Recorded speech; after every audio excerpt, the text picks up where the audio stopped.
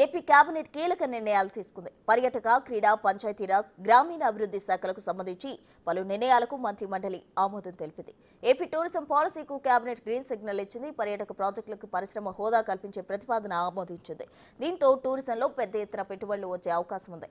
Tourism డిపార్ట్మెంట్లో పెట్టుబడులు పెట్టిన వారికి పారిశ్రామిక రాయితీలు లభిస్తాయి.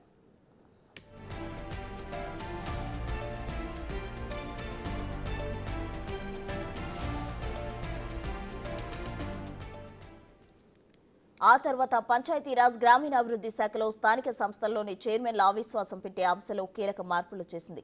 అవిశ్వాసం పెట్టే గడువును 4 ఏళ్ల నుంచి 2 ఏళ్లకు తగ్గించాలని తీసుకున్న నిర్ణయాన్ని మంత్రిమండలి ఆమోదించింది. 2024-25 కొత్త క్రీడా పాలసీ కూడా కేబినెట్లో ఆమోదం లభించింది.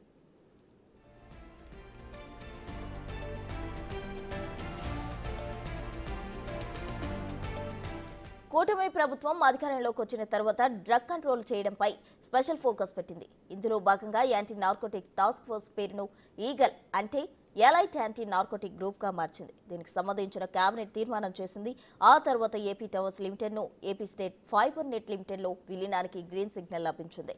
ఏపీ టవర్స్ లిమిటెడ్ కు చెందిన మూలధనం, ఆస్తులు, అప్పులను బదలాయిస్తూ ప్రతిపాదన చేశారు.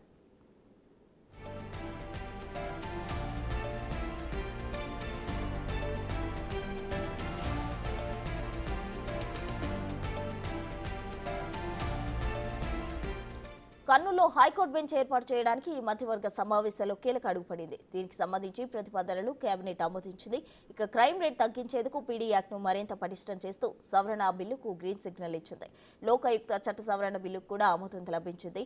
లోకాయుక్త నియామకంలో ప్రతిపక్ష నేత లేనప్పుడు ఏం చేయాలని దానిపై మంత్రులు చర్చించారు. పార్లమెంట్లో అనుసరించిన విధానం కొనసాగించాలని చివరకు నిర్ణయించారు. ప్రస్తుతం ఏపీ అసెంబ్లీలో ప్రతిపక్ష హోదా కలిగిన నేత లేకపోవడంతో ఈ నిర్ణయానికి వచ్చారు.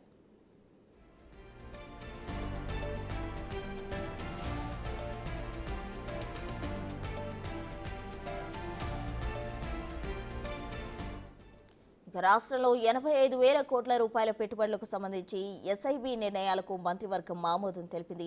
రీసెంట్ గా అమరావతిలోని నిర్మాణాలకు సంబంధించి సాంకేతిక కమిటీ ఓ రిపోర్ట్ ఇచ్చింది. పాత టెండర్లకు గడువు ముగియడంతో కొత్తగా టెండర్లు పిలవడానికి పలు ప్రతిపాదనలు చేసింది. ఈ ప్రతిపాదనలకు కూడా కేబినెట్ ఆమోదం లభించింది.